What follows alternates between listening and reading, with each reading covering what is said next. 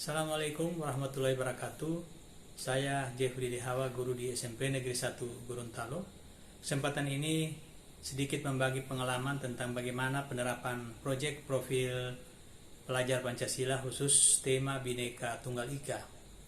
Agar tema ini dapat dilaksanakan dengan baik, ada 3 langkah yang diperlukan dalam mengelola tema proyek tersebut.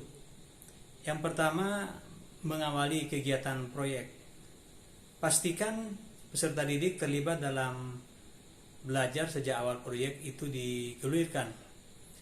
Sebagai fasilitator pengajaran, pendidik dapat memulai pelaksanaan proyek dengan mengajak peserta didik melihat situasi nyata yang terjadi dalam kehidupan sehari-hari. Pada proyek ini kami mengambil satu materi, yaitu tentang pluralisme di Indonesia. Strategi adalah yang kami laksanakan, yaitu memulai pertanyaan pemantik. Pertanyaan pemantik dalam kegiatan proyek ini adalah yang pertama, mengapa budaya daerah itu dapat dikatakan sebagai bagian dari budaya Nusantara? Kemudian bagaimana sikap toleran yang dapat ditunjukkan dari peserta didik terhadap perbedaan budaya, perbedaan agama, perbedaan suku di lingkungan siswa itu sendiri. Kemudian pertanyaan pemantik lainnya adalah, mampukah peserta didik merefleksikan identitas diri yang terbentuk dari keragaman budaya Nusantara? Kemudian yang kedua, mengoptimalkan pelaksanaan proyek. Setelah tadi di awal melaksanakan proyek, kemudian yang kedua ini bagaimana mengoptimalkan pelaksanaan proyek. Pendidik sebagai fasilitator pembelajaran perlu terus berkreasi untuk meningkatkan partisipasi belajar dari seluruh peserta didik dalam serangkaian kegiatan yang sedang dilaksanakan. Implementasi kreativitas guru yang dimaksud adalah seperti yang pertama, membangun ikatan dengan peserta didik.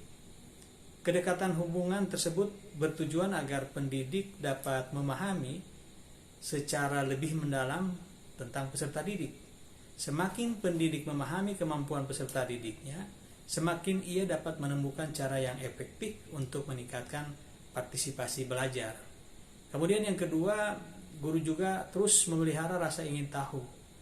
Untuk mengasah kemampuan bertanya, peserta didik diajak untuk membuat daftar pertanyaan mengenai hal-hal yang ingin mereka ketahui dari setiap tahapan dari proyek.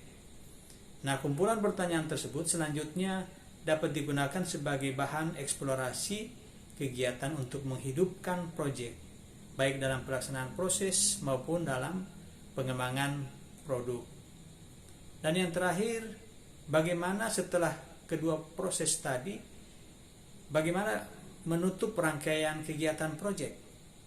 Nah, pada kegiatan ini peserta didik akan merancang perayaan belajar. Apa itu perayaan belajar?